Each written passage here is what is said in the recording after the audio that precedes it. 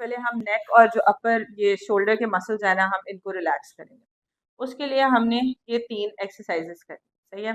सबसे पहले आपने बिल्कुल ठीक पोस्चर से बैठना है, ठीक है, सपोर्ट के साथ नहीं, आपकी बैक बिल्कुल स्ट्रेट होनी चाहिए, सही है। अब आपने क्या करना है कि शोल्डर को एलिवेट करना है, ठीक है, शोल्डर को टुवर्ड्स योर ईयर्स लेके जाना है। अब इसको रोल करना है, मतलब कि दोनों जो शोल्डर ब्लेड्स हैं उनको कंप्रेस करना है और फिर यूँ रोल बैक करना है, ठीक है। फिर से आपने एलिवेट करना है, एलिवेट यूं आगे नहीं, यूं पहले पीछे, पहले बिल्कुल ठीक बैठे, सारे इस शोल्डर को यूं पीछे लेके जाए। ठीक है, अब आपने इनको एलिवेट करना है और फिर यूं पीछे और फिर रोल, ठीक है। अब थोड़े थोड़े होल्ड के साथ करें। हाँ, और बस। अब ये 10 दफ़ा आपने जो है वो रिपीट करना है।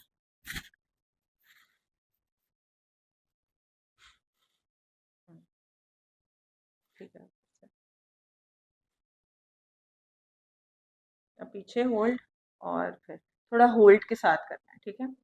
अच्छा, फिर उसके बाद हमने साइड जो फ्लेक्शन है ना उसका स्ट्रेच देना है। उसका क्या मतलब है कि ये वाला जो फ्लेक्शन है ना, इसमें आप एक जो हाथ है उसको आप अपनी कमर के पीछे यूँ रख लें, ठीक है, दूसरे को आप अपने इधर रखें, ठीक है। अब इसमें आपने इस तरह जो है वो स्ट्रेच देना है, ठीक है, बस कंफर्टेबल स्ट्रेच जो आपको फील होता है। तो इधर होल्ड करके रखना है और फिर वापस ले जाना है, ठीक है। फिर से और फिर वापस, सही है। 5 टाइम्स एक साइड पे और फिर 5 टाइम्स दूसरी साइड।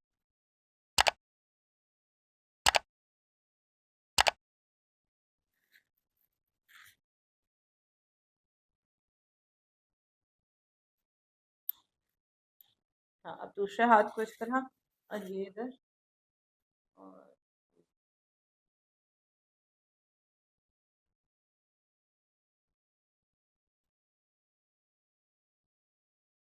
सही है।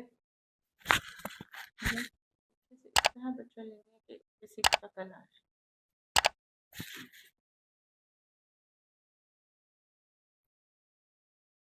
ठीक है, अब जो लास्ट स्ट्रेच है ना उसमें अगर कोई आपके पास हो आपको फैसिलिटेट करने के लिए तो ज़्यादा आसान है, वरना हम खुद भी कर सकते हैं कि आपने दोनों अपने हैंड यूँ क्लैस्प करने हैं, आपने उनको इस तरह इसके पीछे रख लेना है और फिर आपने ये यूँ स्ट्रेच करना है कि ये वाले जो आपके पेट मसल्स हैं ये स्ट्रेच हो बैकवर्ड्स। आप साथ वाले पे आ जाओ, पीछे थोड़ा गैप आ जाएगा।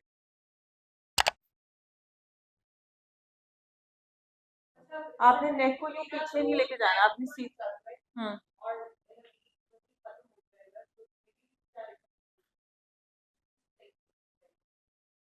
आपको मैं बताऊंगी। हाँ हाँ, स्क्वाट्स वगैरह वो। अब ब्रीदिंग ब्रीदिंग करी। हाँ, ये वाली ब्रीदिंग और जो डायफ्राम पे अभी हम आगे ब्रीदिंग देखते हैं ना। अब ये वाली जो एक्सरसाइजेस हैं जब आप ब्रेस्ट फीड करवाएंगी ना उसमें भी आपको बहुत ज़्यादा ज़रूरत होगी, क्योंकि ऑनेस्टली प्रेगनेंसी में आपका पॉस्चर सारा ख़राब होता है। आप रियलाइज़ नहीं करते, आपको कोई इतनी पेन शेन नहीं हो रही होती, आप यूँ यूँ यूँ हो रहे होते हो लेकिन आपको दर्द नहीं हो रही होती। जैसे ही बेबी आता है आप उसे उठाते हो, आप उसे ब्रेस्ट फीड करवा रहे होते हो, तब आपको रियलाइज़ होता है कि मसल्स तो बहुत ख़राब कर लिए थे मैंने। तो आपका अब वो स्टेज है कि अब आपने रेगुलरली इसलिए करना है ताकि आपको पेन ना हो, क्योंकि जब आप फीड करवाओगे इंशाल्लाह तो ये वाला इशू आता है कि यूँ राउंडेड शोल्डर्स होते हैं कि ब्रेस्ट ग्रो कर रही होती है, उस वजह से सेंटर ऑफ ग्रेविटी मूव कर रहा होता है, तो बॉडी का मैकेनिज्म ये होता है कि वो राउंडेड शोल्डर्स होने शुरू हो जाते हैं। तो उसको अवॉइड करने के लिए ये हम एक्सरसाइज करते हैं। अब आपके हो गए, अब आपने उसको आगे ठीक करने के लिए एक्सरसाइज करनी, सही है, ये यहाँ तक। अब इसके बाद हमने ब्रीदिंग जो है ना वो स्टार्ट करनी। अगर तो कोई भी स्कार्फ या कोई चीज़ हो, ठीक है, आपने क्या करना है कि उसको अपने इधर जो रिब्स है ना, लोअर रिब्स, आप हाथ से भी फील कर सकते हो, ये हाथ रखें अपने लोअर रिब्स, ठीक है, जहाँ पे आपको बिल्कुल एंड पे रिब फील होती है, ठीक है। अब आपने करना है ब्रीद इन थ्रू नोज, ठीक है, ब्रीद इन करें, ठीक है। अब ब्रीद आउट करते हुए ना आपने मुंह से सांस बाहर निकालना है और इसको प्रेस करना है अंदर दोनों तरफ से रिब्स को ऐसे, ठीक है। अब ऐसे ऐसे क्या होगा कि आपने देखा जब आपने ब्रीद इन किया आपके हाथों पे कोई मूवमेंट नहीं आता, ठीक है, यहाँ किसी की आई है तो बड़ी माइल्ड आई है। असूलन होना ये चाहिए कि जब आप ब्रीद इन करें ना तो आपकी यू रिब्स फ्लेयर आउट करें और जब आप ब्रीद आउट करें ना तो रिब्स अंदर जाए। ठीक है, तो हम क्योंकि वैसे ही वुमेन जो होती है ना वो एब्डोमिनल ब्रीदर्स होती हैं, और जब प्रेगनेंसी होती है तो एब्डोमेन स्ट्रेच हो जाता है, वो भी वीक हो जाता है, हम ये वाले मसल्स यूज करना शुरू कर देते हैं ब्रीदिंग में। आपने देखा हो कुछ लोग सांस लेते हैं उनकी ये मसल्स बहुत प्रोमिनेंट होता है। इसका बिल्कुल ये मतलब नहीं होता वो बहुत पतले हैं, इसका मतलब होता है कि वो ब्रीदिंग ठीक है। वो जो मसल्स उन्होंने यूज करने हैं वो उसको यूज ही नहीं कर रहे हैं, और वो दूसरे एसेसरी मसल्स यूज कर रहे हैं। तो ये तो गोल ये है कि जब आप ब्रीद इन करते हैं तो आपका जो हाथ आपने रखा हुआ है अपने रिब्स के ऊपर वो फ्लेयर आउट करे। ठीक है, ये within 2-3 days flare out करना शुरू कर देगा अगर आप रेगुलरली करेंगे। बहुत आसान है, सिर्फ डायफ्राम को बताना है कि भाई जब मैं सांस बाहर ले रहा हूँ तुमने एक्टिवेट होना है, सिर्फ उसकी ट्रेनिंग। ठीक है, तो हम यहाँ हाथ रखते हैं और ब्रीद इन, होल्ड, और हाथ से अगर आप लोगों के लिए इतना कंफर्टेबल नहीं है तो कोई भी स्कार्फ या कोई चीज लें, या मेरा ना स्कार्फ पे लगा हुआ है उसको ना क्रॉस कर लें, आप करो, उसको अपने रिब्स के लोअर बॉर्डर पे रख के यूं क्रॉस करके पकड़ लें। हाँ, अब आप ब्रीद इन करें और ब्रीद आउट करते हुए इसको कंट्रैक्ट, वो इसको यूं स्क्वीज कर दें तो आसान हो जाए। हाँ, स्क्वीज करें ताकि कंप्रेशन आ जाए। सही है, तो जो हाथ से हम कर रहे हैं ना वो हम स्कार्फ से भी कर सकते हैं। ठीक है, ये मेजर एक्सरसाइज है, ये आपके डायफ्राम को एक्टिवेट करेगी। आपका डायफ्राम अगर एक्टिवेटेड है when you go into labour तो आपको पुशिंग में बहुत आसानी होगी।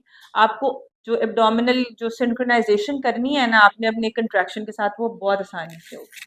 सही है, तो आप लोग इस पे सबसे ज़्यादा कोई और चीज़ आप नहीं कर सकते, नहीं है टाइम कुछ भी करने का। ये आप लोग प्लीज़ ज़रूर शुरू कर दें बस आज से। सही, ठीक है, एक दफ़ा से हम पूरे प्रोसेस को रिपीट कर लेते हैं। आपने जब भी शुरू करनी है एक्सरसाइज, जो भी सरफेस है बॉल पर बैठ के ज़मीन पर जहाँ पे भी, बस कोशिश करनी है कि इस तरह का सरफेस हो जहाँ आपकी बैक स्ट्रेट हो। बिल्कुल ठीक पॉस्चर बना के सबसे पहले शोल्डर एलिवेट, फिर कंप्रेस और फिर रोल डाउन। ठीक है, फिर एलिवेट, पीछे और रोल डाउन। ठीक है, ये 10 दफ़ा रिपीट करना। ठीक है, फिर 5 दफ़ा इस तरफ का स्ट्रेच और 5 दफ़ा इस तरफ का स्ट्रेच। हाँ, बस एक हाथ इधर है और इधर है। अगर आपको हाथ वाला मुश्किल लग रहा है, आप किसी चेयर पे बैठ के कर रहे हो तो आप एक तरफ से चेयर पकड़ लो। मकसद ये है कि ये वाला एक शोल्डर फिक्स करना है तो दूसरी तरफ हमने स्ट्रेच देना है। सही, फिर उसके बाद ये आपने इस तरह पीछे रख के इसको यूं करना है ताकि ये वाला मसल स्ट्रेच हो जाए। इसमें अगर आपके पास कोई पार्टनर है, कोई हेल्प है, तो आप उसे कह सकते हो कि आपके पीछे खड़ा होकर ना आपके यहाँ से पकड़कर बाजुओं को पीछे की तरफ करेगा तो ज़्यादा अच्छी स्ट्रेच। सही, उसके बाद आपने कोई स्कार्फ या हाथ यहाँ रख के नोज से ब्रीद इन करना है और ब्रीद आउट। ये रिलैक्सेशन भी इंड्यूस करता है, ये ब्रेन को काम भी करता है, और ये ओवरऑल जो है ना बॉडी में कामनेस और रिलैक्सेशन इंड्यूस करती है ब्रीदिंग। सही है, ठीक। उसके बाद जो मेजर मसल्स है ना, जो मेजर मसल्स है ना जो टाइट हो सकते हैं ड्यूरिंग प्रेगनेंसी, उनकी स्ट्रेचिंग है। ठीक है, जिसके अंदर सबसे पहले आता है ये वाला स्ट्रेच। ये सबसे अच्छा स्ट्रेच है, ये आपको प्रेगनेंसी में बहुत हेल्प करता है। ठीक है, इसको आप पहली जो प्रेफरेंस है ना वो ये है कि आप इस पोजीशन में इसको करो। ठीक है, अगर आपसे ये पोजीशन नहीं होती तो बॉल पर कर लो या पिलोस पे कर लो। सही, तो अब आ जाए एक एक मैट पर और ये कर लें। ये बॉल्स आगे कर। हाँ, अब लेना जब आएंगे ना सब मुझे तो कोई भी नजर आ जाए, आप भी आ जाए, आप भी आ जाए।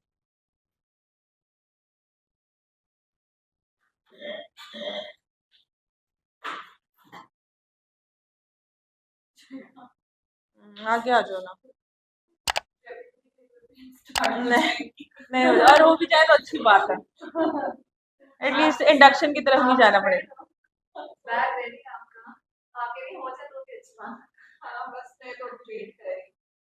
शेयर कर वो कंबाइन कर लें तो 2 या 3 या इस तरह भी कर लें, कोई मसला नहीं।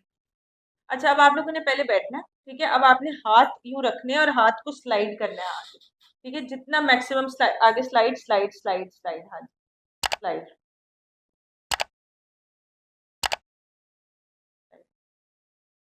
आप 9th मंथ, जिनका 9th मंथ है ना, आप ठीक नहीं करो, कुछ नहीं होगा, अच्छी बात है, अच्छा स्ट्रेच आएगा, नहीं कोई डरने की बात है ही नहीं। हाँ, पहले पीछे बैठे और अब हाथ आगे यूं स्लाइड करेंगे, बैक कर्व। हाँ बिल्कुल, हाथ पे वेट डालें।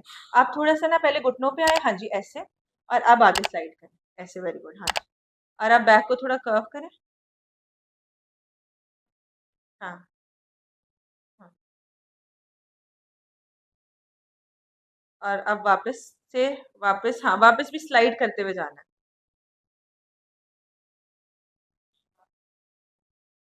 कहाँ पे? लेग्स पे आ रहा है, हाँ क्योंकि हम यूज टू नहीं है ना, हमने की नहीं है एक्सरसाइज, तो लेग्स थोड़ी वीक हो जाती है, और जैसे हम नीचे बैठते हैं तो घुटनों में भी दर्द होती है। तो हाँ, ये तो इसका तो स्ट्रेच है, बैक का तो ये स्ट्रेच है, लेकिन अगर आपकी नीज पेन करती है इस तरह, तो आप कोई कुशनिंग, कोई पैडिंग कारपेट के ऊपर डबल मैट कर लें, इस तरह कर लें। सही। अब एक दफा और कर लें।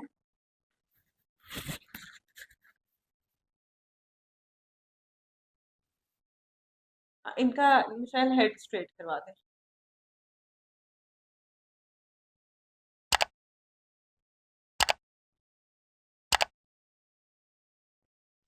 ठीक है।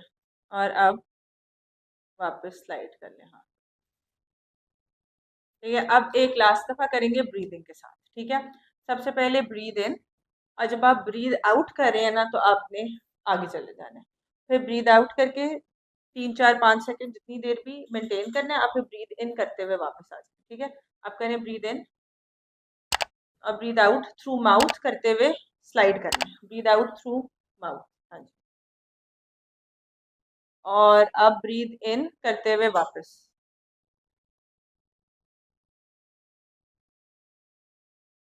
ठीक है।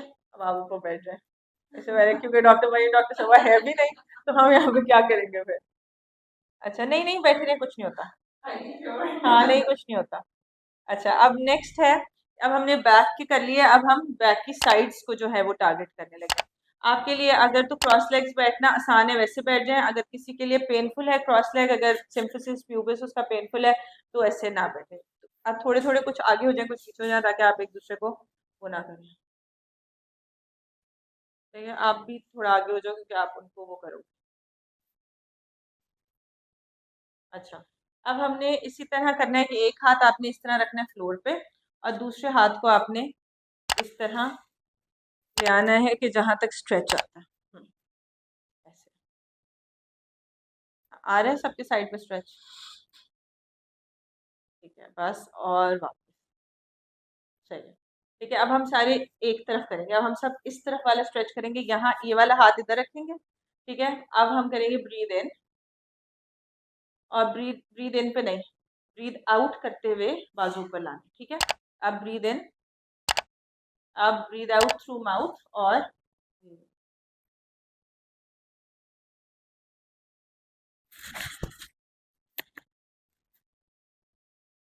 ठीक है, बस वापस।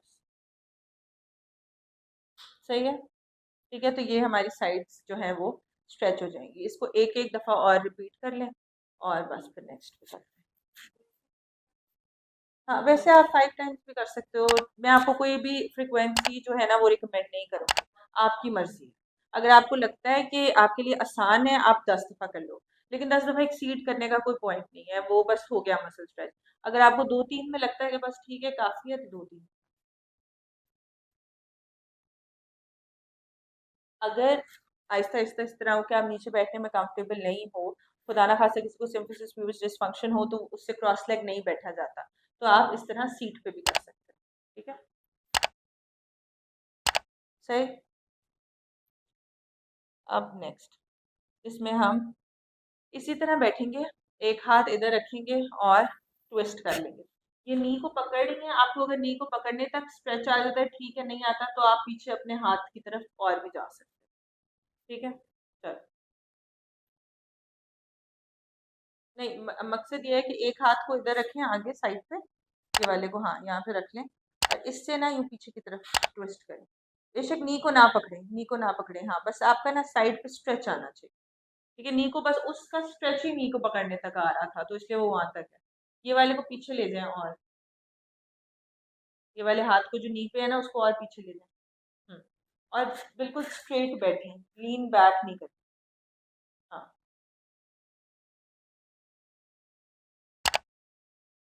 फील हो रहा है स्ट्रेच ये साइड पे मसल्स में? हाँ, ऑपोजिट साइड पे। सही है तो ये, हाँ ठीक है, बिल्कुल ठीक है। सही है, तो हम इसको भी सीटेड पोजीशन में भी कर सकते हैं, सीट के ऊपर। राइट, नेक्स्ट पे चलें। अच्छा जी, ये भी एक बहुत इंपॉर्टेंट एक्सरसाइज है, ब्रीदिंग। और फिर उसके बाद वो जो चाइल्ड पोज था वो, और ये ठीक है, ये मैंडेटरी एक्सरसाइजेज हैं जो आपने करी। ठीक है, इसमें आपने ऑल फोर्स पर आना है। आ जाए, ये शेयर करती हैं मिशेल जो है ना, ये वाली स्लाइड्स आप लोग के साथ शेयर कर देती, फिर आप इससे देख के जो है ना वो कर लेते हो। ठीक है, अब आपने ऑल फोर्स पे इस तरह आना है कि आपकी नीज जो है ना वो डायरेक्टली हिप के नीचे हो, और आपके जो हैंड्स है ना वो डायरेक्टली शोल्डर के नीचे हो।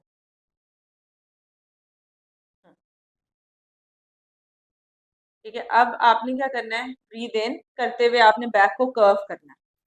ठीक है, बैक को कर्व करना है, इधर से कर्व, हाँ ठीक है, उनका नहीं हो रहा, ब्रीद इन करते हुए कर्व करना है, इसको यहाँ से अंदर अंदर, हाँ कैसे, इनका उनका करवाओ आप। हाँ इधर से अंदर, इधर से ऐसे ऐसे, हाँ इधर से अंदर। ब्रीद इन करते हुए कर्व करना है, और ब्रीद आउट करते हुए इसको वापस स्ट्रेट वो कर देना है। ब्रीद आउट करते हुए इसको वापस करना है स्ट्रेट। ठीक है, मैं इंडिविजुअली बता देती हूँ। ठीक है, आपने नॉर्मल न्यूट्रल पोजीशन में आए। ठीक है, आप एक दफ़ा प्लीज सारे यहाँ देखें। देखिए, हम ये नॉर्मल न्यूट्रल पोजीशन है। ठीक है, नॉर्मल, एक सेकेंड, इसको थोड़ा सा और न्यूट्रल करें। हाँ, अब इन्होंने करना है ब्रीद इन। ठीक है, ब्रीद इन करते हुए आपने यहाँ से कर्व करना है, और ये इसको यूँ, ये ब्रीद इन हो गया। ठीक है, अब ब्रीद आउट, ब्रीद आउट, और यहाँ से ऊपर ऊपर, और ये ब्रीद आउट। सही, फिर से एक दफ़ा करते हैं, ब्रीद इन, ब्रीद इन, और ये ब्रीद, सही, यहाँ से कर्व है और यहाँ से पूरा यू स्ट्रेच है। ठीक है, और फिर ब्रीद आउट, यहाँ से ऊपर ऊपर, लेफ्ट लेफ्ट, वेरी गुड। ठीक है, इस वाली एक्सरसाइज से आपकी बैक पेन जो है ना वो कम होगी, क्योंकि ये आपके कोर के मसल्स को एक्टिवेट करता है, जो सबसे ज़रूरी ये है। और ये आफ्टर प्रेगनेंसी भी बहुत ज़रूरी है, क्योंकि एब्डोमिनल्स को स्ट्रेंथ करता है। सही है, फिर से करें। अब होपफुली फिर समझ आ गई। ब्रीद इन, कर्व, और नेक को पीछे, नेक को पीछे, हाँ जी, ताकि पूरा स्ट्रेच आ जाए। ठीक है, और ब्रीद आउट, और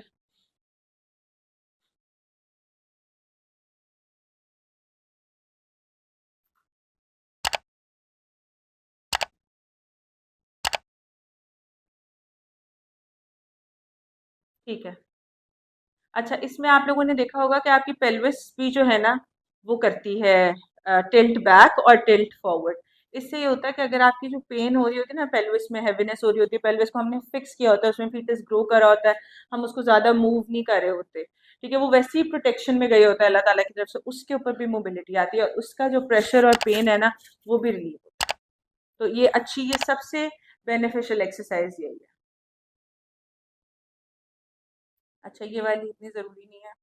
ये है जो आप काफ मसल्स की स्ट्रेचिंग करते हो। अच्छा, अब हमने सारे अपने नेक के मसल स्ट्रेच कर लिए हैं, बैक के मसल स्ट्रेच कर लिए हैं, बैक के साइड के मसल स्ट्रेच कर लिए हैं, उनको रोटेट कर लिया, और मतलब कि अपर लिम्ब भी हो गया। अब लोअर लिम्ब के जो टांगों के मसल्स हैं, उसमें जो दो मेजर मसल्स हैं, एक सबसे पहले काफ है। ठीक है, उसमें आप सीधा यूं टांगे सीधी करके वो बैठेंगे,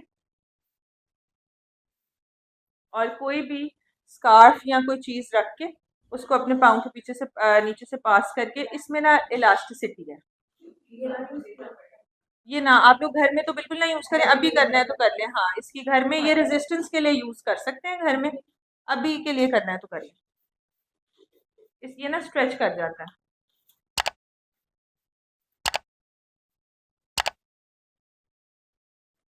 हाँ बिल्कुल, सीधी टांगे करें। ठीक है, अब आपने पाँव अंदर की तरफ लेकर आने हैं जितने मैक्सिमम आते हैं। ठीक है, जहां तक आ गए उसके बाद ये चीज इसके ऊपर से पास करनी है, एक पाँव के ऊपर से, हाँ, और आपने उसको स्ट्रेच दे देना है। गोल ये है कि ये जो ये वाले मसल्स है ना, इनके ऊपर आपको स्ट्रेच फील हो। सही, वैसे ही हम यूं करते हैं तो स्ट्रेच आ जाता है। हाँ, क्योंकि टाइट है ना, हमारे होते ही यूजली टाइट है। अच्छा, हमने लीन बैक नहीं करना, हमने किसी चीज से टेक नहीं लगाना एक्सरसाइज करते हुए, क्यों? क्योंकि हम ये भी चाहते हैं कि जब हम स्ट्रेट बैठे तो हमारा कोर एक्टिवेट हो, बैक मसल्स एक्टिवेट हो, वो भी थोड़े स्ट्रांग हो। सही। तो ये हमारे काफ मसल्स का स्ट्रेच है। ये भी इम्पॉर्टेंट है क्योंकि नीचे ब्लड पूल होता है ना, तो इस एक्सरसाइज को अगर आप रेगुलरली करते हैं ना, आपके फीट स्वेल जो कर जाते हैं वो बहुत कम। सही। अच्छा जी, अब एक ये वाला भी हमने वो जो ये वाला किया है ना बिल्कुल जाके, ये वही वाले मसल्स हैं, लेकिन जिनसे वो नहीं होता वो ये करें। ठीक है, आप लोगों से वो हो गया तो आपने वही करना है।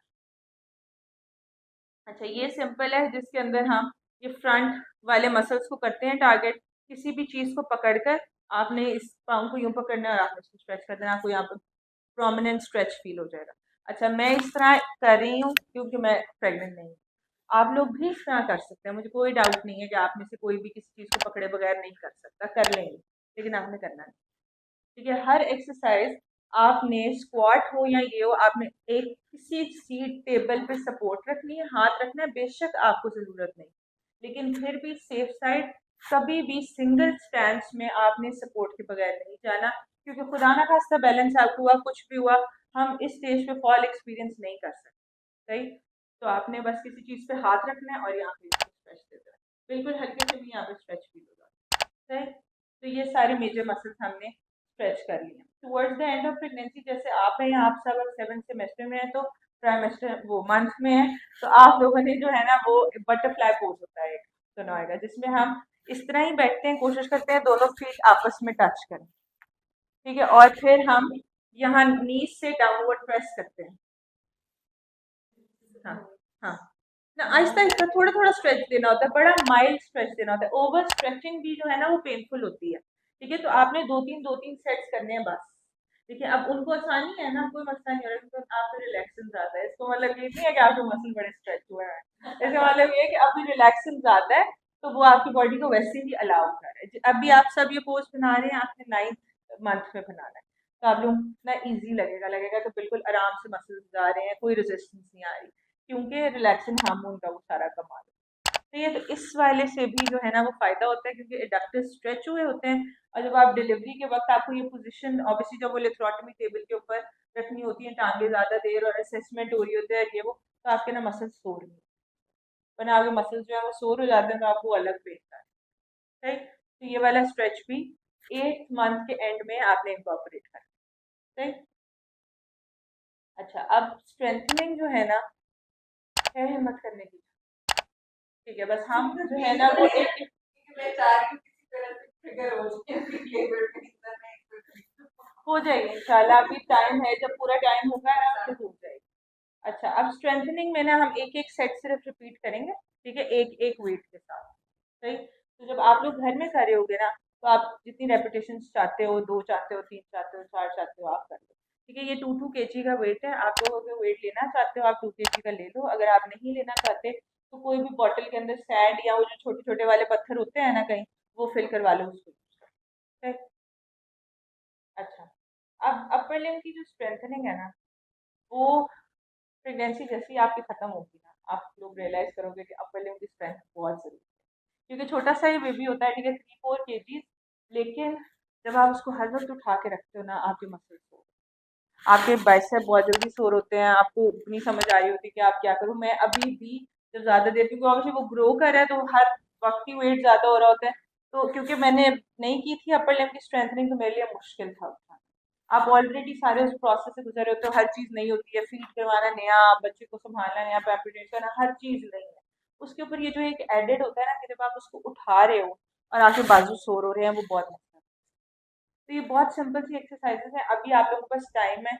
अभी से अगर आप थोड़ी सी स्ट्रेंथन कर लोगे, एटलीस्ट ये होगा कि 5-6 किलो तक का जब तक हो जाएगा, तब तक तो बाजू दर्द नहीं करेंगे ना।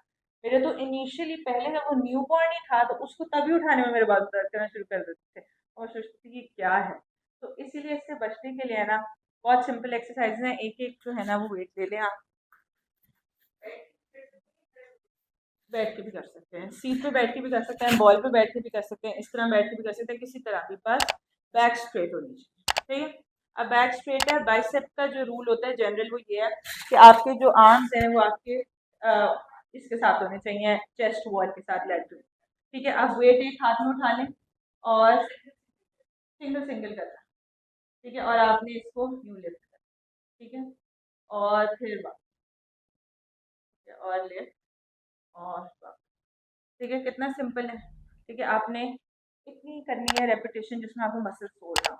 ठीक है, इसको ही इस 2 किलो के वेट को ही अगर आप 20 टाइम्स लिफ्ट करेंगे ना, आपके मसल सोर होते हैं। आपने 5 से शुरू करना है, फिर 7 पे जाना है, फिर 9 पे जाना है, फिर 11 पे जाना है। इस तरह आपने प्रोग्रेस करना है। एकदम आपने प्रोग्रेस नहीं करना। शुरू में इस तरह लगता है कि हम 15-20 कर लेंगे, मसल्स नहीं सोर होंगे, लेकिन बस नेक्स्ट डे आपको फिर होता है कि ये क्या है।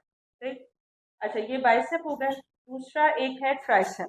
ठीक है, जिसको हम लोग वैसे ही टारगेट बहुत कर लेते हैं, वो भी सोर हो जाता है। वो तो फौरन ही एक दफा में ही सोर हो जाता है।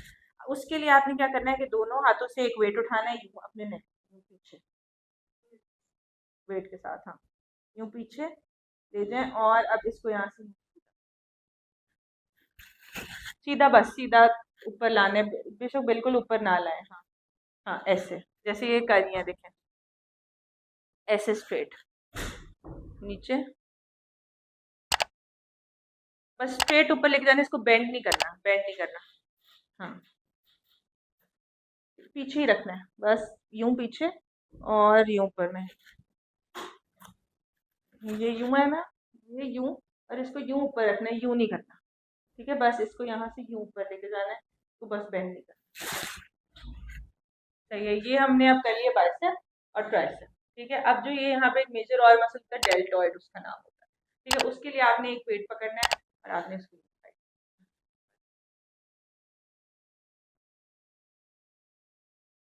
कर लो 5-5-5 हर उस, हाँ, यहाँ से और सही है। ये इसके साइड वाले फाइबर्स हो गए, और इसी तरह इसको आप सामने करें तो ये आपके फ्रंट। बैक आपने हर उसमें स्ट्रेट रखनी है।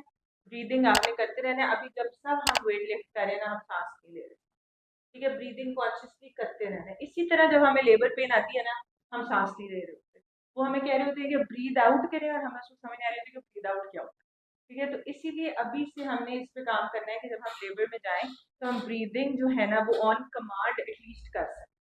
सही, और आपने तो दिन रात अब बस ब्रीदिंग, ताकि जब आपको डॉक्टर, आपकी कौन है डॉक्टर मरियम, जब आपको कहेंगे जब आपने ब्रीद आउट करते हुए कोर्स लगाएंगे तो आपको पता होगा ब्रीद आउट कर।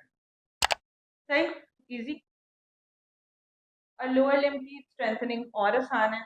इसके अंदर आपने किसी भी जो है ना वो सीट के साथ उसको पकड़ना है। आप यूं हील्स रेस करेंगे और आप हील्स यूं डाउन करेंगे, और इस तरह ही पकड़कर आप यूं स्क्वाट करेंगे जहां तक आपको इजी। बस ये आपकी लोअर लिम्ब स्ट्रेंथनिंग है। या साइड लाइन में लेग रेजेस। सही, हाँ, फॉर ऑल। अब ये है हमारी कोर और बैक। सही है, ये जिस तरह हम कोर को स्ट्रेच कर रहे थे ना, ऑल फोर्स पे जाके कर्व करते थे और वो करते थे, वो उसको स्ट्रेच करता है और ये इसको स्ट्रेंथन करता है। सही, इसको भी एक दफा प्रैक्टिस कर लेते हैं। लेटे ब्रीथ।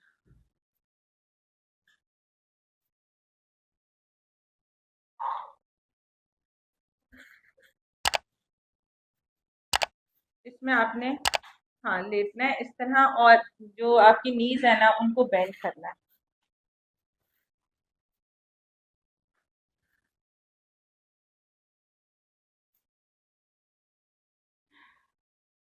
हाँ, ब्रीद इन करना है और फिर ब्रीद आउट करते हुए जो हिप्स है ना उनको लिफ्ट कर देना फ्लोर से। ब्रीद इन और breathe out. Very good, hold और अब रिलैक्स। ब्रीद इन करते हुए नीचे, अब ब्रीद आउट करते हुए।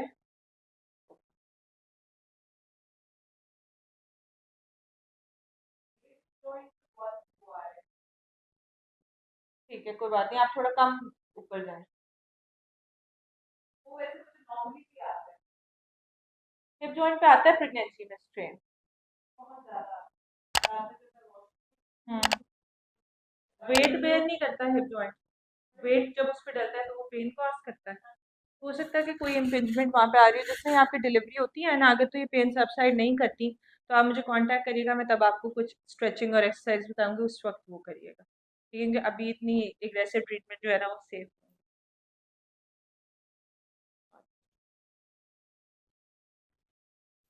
सही है। ये भी इजी।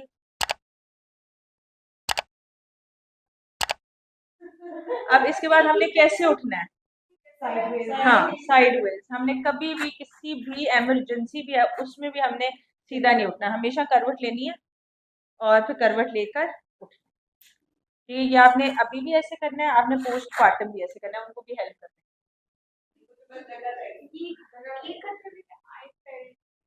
पेन इधर वो क्योंकि वो फ्लोर भी हार्ड है ना, तो जब वो सेक्रम मूव करता है ना, तो उसकी वजह से नहीं।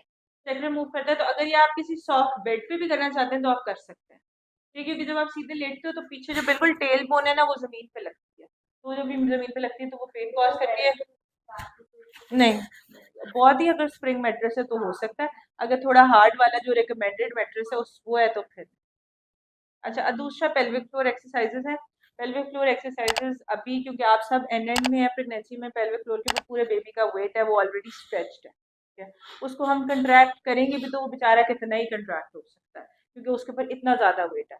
तो जैसे ही आपकी डिलीवरी होती है वो नॉर्मल है, वो सी सेक्शन है, जैसे ही ठीक है आप आते हैं नॉर्मल होश में, आपको विजिट करेंगे, आपको बताएंगे, आपने पेल्विक फ्लोर कंट्रैक्शन स्टार्ट कर देनी है।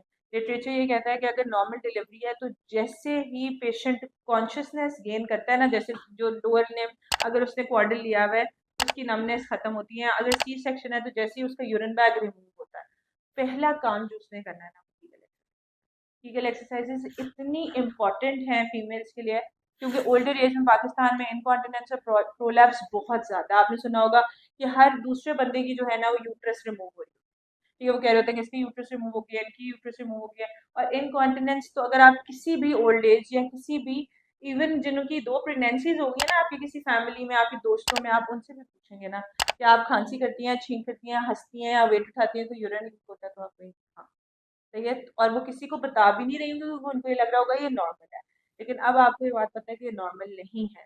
अगर खुदा ना खास्ता आप में से डिलीवरी के बाद कोई इनकॉन्टिनेंस एक्सपीरियंस करता है, आप खुद कीगल एक्सरसाइजेस करो, आपको लगता है उससे भी ठीक नहीं हो रहा, आप मुझे कांटेक्ट करो, मैं आपको गाइड।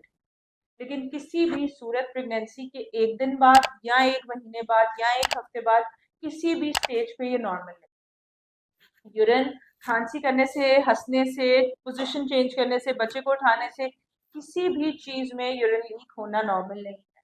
दूसरा, एक प्रेगनेंसी के बाद हम चीज एक्सपीरियंस करते हैं कि आप पहले आपको यूरिन फील होता है, आप होल्ड कर लेते हो थोड़ी देर के लिए।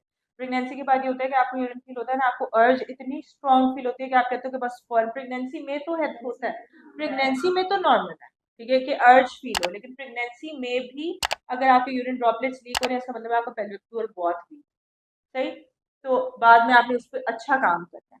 तो जैसे ही आप लोग इस प्रोसेस से गुजरते हो इंशाल्लाह आप लोगों ने अपने पेल्विक फ्लोर के ऊपर बहुत ज़्यादा काम करना है। वो एक ऐसी चीज़ है कि जो आपको ना नज़र आ रही है, क्योंकि ऑब्वियसली वो कोई पेट नहीं है कि आप उस पर एक्सरसाइज करो पतले होने के लिए, वो आप इसलिए कर रहे हो कि आप अपनी ओल्ड एज में जाके सफ़र ना करो इस चीज़ से कि आपको कोई डाइपर्स पहनने पड़े, आप कहीं जा ना सको, आपको सोशल एम्बेरसमेंट हो, और उससे भी बड़ी बात यह है कि आपको खुदा न खास्ता पेल्विक ऑर्गन प्रोलैप्स हो जिसकी वजह से आपको कोई सर्जरी करना, सही। तो इसमें हमने सिंपल सी ये करना होता है कि जिस तरह आप अभी लेटे थे ना टांगे बेंड करके, वैसे लेटना होता है। फिर आपने वो मसल्स कंट्रैक्ट करने होते हैं जो आप यूरिन स्टॉप करने के लिए कंट्रैक्ट, ठीक है, जैसे यूरिन का फ्लो है ना, आप उसको स्टॉप करने के लिए जो मसल्स कंट्रैक्ट करते हो होल्ड करने के लिए, बस उनको आपने होल्ड करना है। फिर भी आप करते हो, आपको लगता है इससे आपको फायदा नहीं हो रहा, तो एक दफा किसी एक्सपर्ट को चेक करवा लो, क्योंकि जो पेल्विक फ्लोर मसल्स है ना वो आइसोलेट करना मुश्किल होता है, क्योंकि कभी किए ही नहीं होते एक्सरसाइज, तो वो आ भी नहीं रहे होते, हम कर रहे होते हैं लेकिन हम हिप के मसल्स को, थाइस के मसल्स को कंट्रैक्ट कर रहे होते हैं। तो एक दफा अगर फायदा ना हो रहा हो तो उसको जरूर असेस करवा लो। अच्छा, ये कुछ एक्सरसाइजेज हैं जो आपने नहीं करनी, बेशक कोई भी आपको कह रहा है स्ट्रेट लेग रेजेस नहीं करनी, ये जो आपकी फायर हाइड्रेंट होती है ये भी करनी है, बैकवर्ड और ये वाली, कोई एक्सरसाइज इनमें से आपने नहीं, सही। क्यों? क्योंकि ये एक लिम्ब के ऊपर सारा वेट जाता है, आपका पेल्विस जो है वो इंस्टेबल होता है और आपको कोई इशू हो सकता है। अच्छा, उसके अलावा पोस्ट डिलीवरी जब आप लोग अपनी एब्डोमिनल्स की एक्सरसाइज शुरू करोगे ना, तो आपने पहले कोर की स्ट्रेंथनिंग करनी है। हम क्या करते हैं, हमें पता है कि ये जो स्ट्रेट लेग रेजेस है ना ये एब्डोमिनल फैट को खत्म करती है, तो ये लोअर एब्डोमिन की फैट को खत्म करती है, लेकिन प्रेगनेंसी में एब्डोमिनल्स इतने वीक हुए होते हैं कि अगर हम पहले उनको स्ट्रांग नहीं करेंगे और डायरेक्ट ये शुरू कर देंगे ना, तो गैप आता है ना जो वो ज़्यादा होता है, ये जो डायस्टेसिस रेक्टा है जिसे हम कहते हैं, ठीक है। तो डायस्टेसिस रेक्टा रिपोर्ट करती हैं फीमेल्स जो खुद से एब्डोमिनल स्ट्रेंथनिंग शुरू करती हैं, तो आपने एक दफ़ा इस चीज़ को असेस करवा लेना, या अगर ना भी आप सको असेस करवाने तो इंटरनेट पे देख लेना कोर की कौन सी एक्सरसाइज होती है। एक तो वो कैट और कैमल जो अभी हमने की है जिसमें कर्व और वो करते हैं वो होती है, एक ब्रिजिंग होती है, इनसे शुरू करना और फिर आगे क्रंचेस और वो सारी। ठीक, तो ये बस हमारी थी एक्सरसाइज। ठीक है, थैंक यू।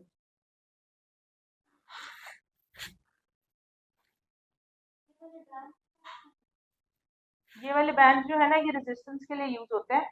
ज़्यादा रिकमेंडेड ये है कि अभी के लिए आप ये यूज करो, जब आप फ्यूचर में अपना एक्सरसाइज रिजीम बनवाओगे ना तो तब अगर आपको ज़रूरत हुई इस तरह की स्ट्रेंथनिंग की तो मैं आपको बता दूंगी कहाँ से लेने। ये सिर्फ, हाँ, ये उस चीज़ के लिए यूज होते ही नहीं है, ये रेजिस्टेंस देते हैं। ठीक है, जब आप इनको यूं पुल करते हो ना तो आपके मसल्स को रेजिस्टेंस देते हैं, ये रेजिस्टेंस के बैंड हैं।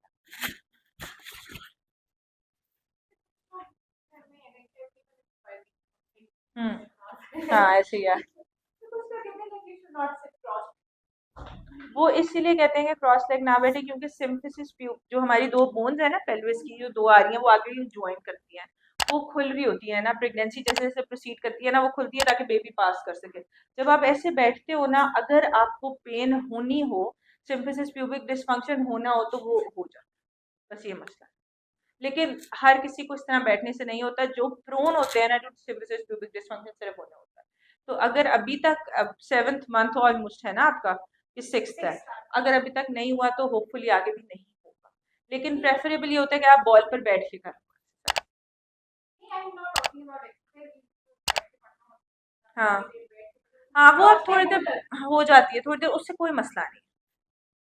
वो यही वाला पर्सपेक्टिव है कि शुरू शुरू में ये वाले मसल स्ट्रेच नहीं करते क्योंकि ये पेल्विस पे लगते हैं, पेल्विस इनस्टेबल होता है तो मिसकैरेजेस हो जाते हैं।